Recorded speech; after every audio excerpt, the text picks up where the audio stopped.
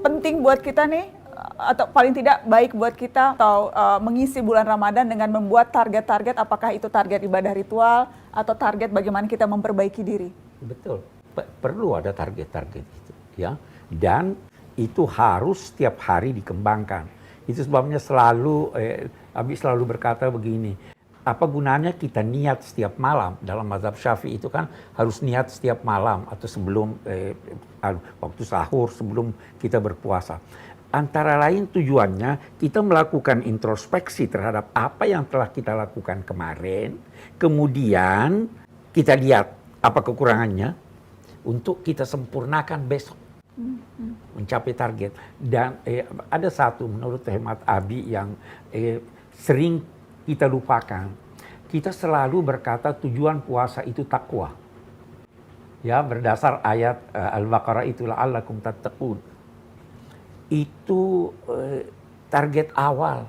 Takwa itu menghindar.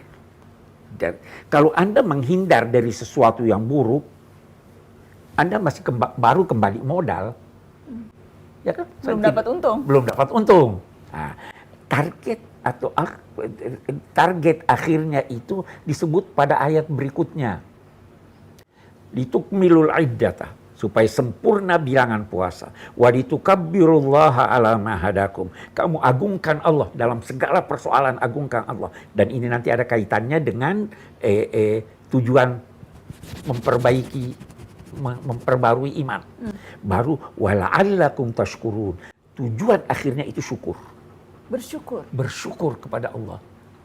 Itu baru untung. Karena apa? Yang bersyukur bertambah nikmat yang diterimanya. Bersyukur itu menggunakan segala apa yang berada di lingkungan kita sesuai dengan tujuan penciptaannya. Itu arti syukur. Syukur itu menerima yang sedikit tapi menganggapnya banyak.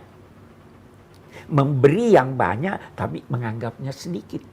Itu targetnya. Jadi tapi ini harus bertahap dong. Sehingga lebaran nanti itu kita bersyukur.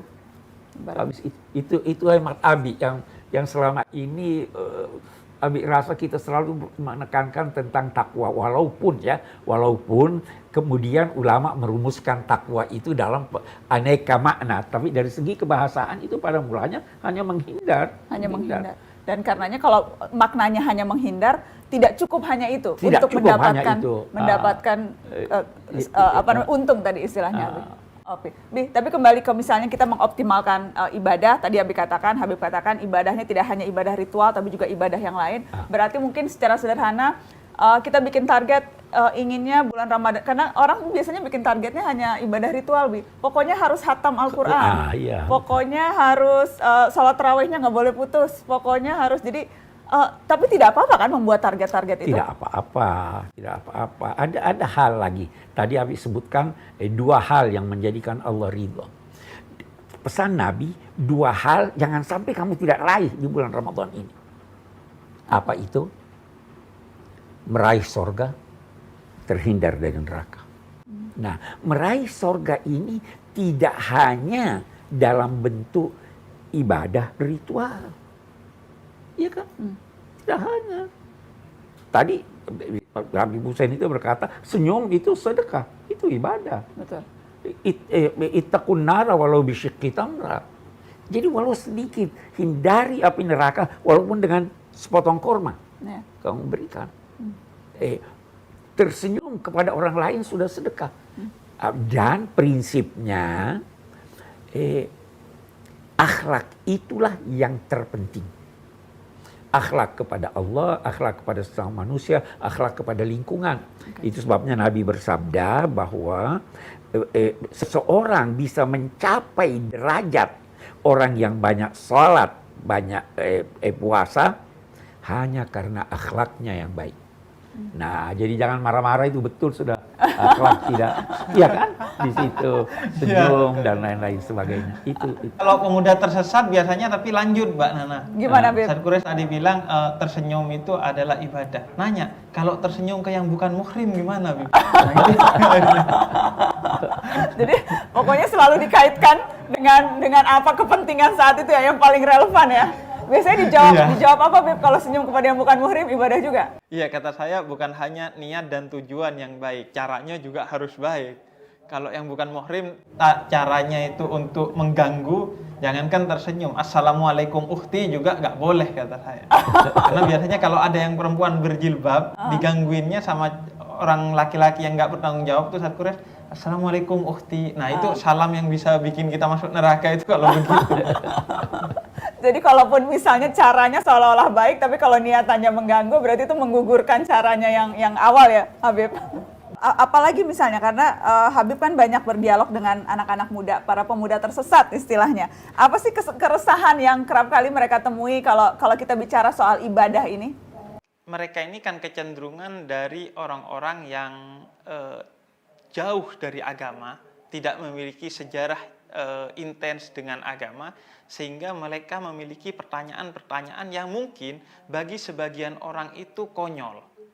Bahkan mungkin bagi sebagian orang, kok ini kayaknya bercanda deh pertanyaannya. Padahal itu beneran, karena hanya saja kita terbiasa dengan pertanyaan-pertanyaan agama, apalagi kita santri, seolah-olah itu memang aneh. Padahal itu pertanyaan yang genuine gitu, murni dari hatinya.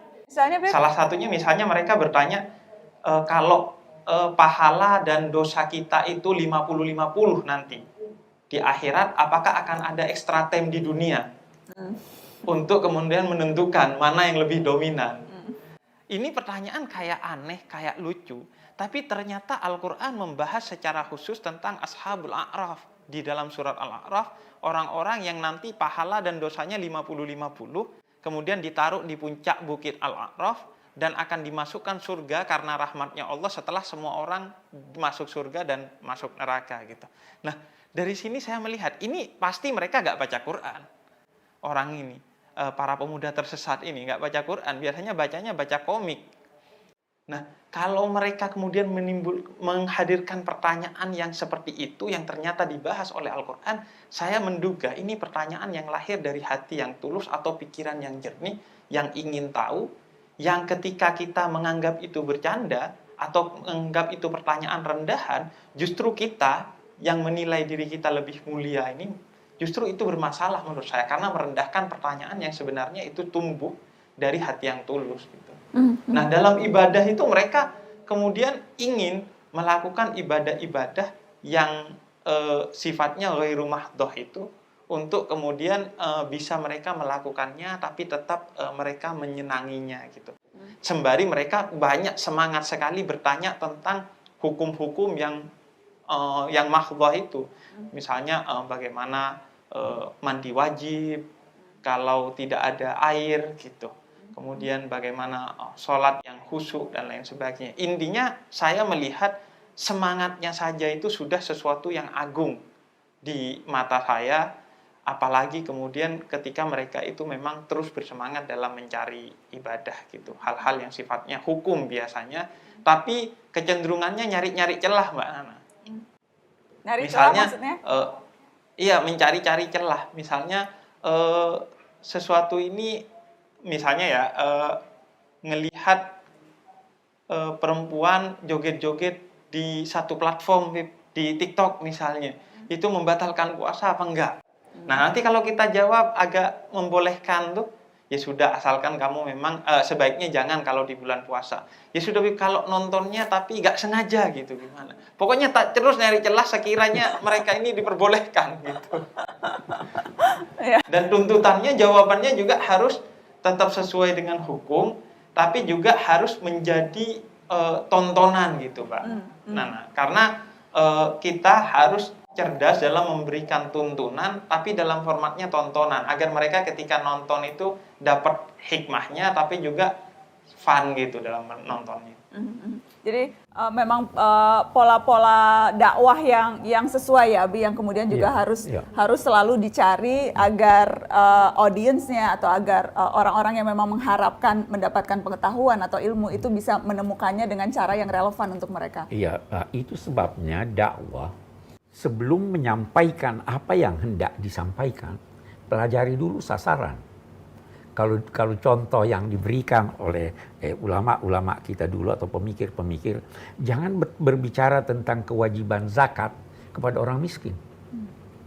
Jangan berbicara tentang poligami pada saat nasihat perkawinan.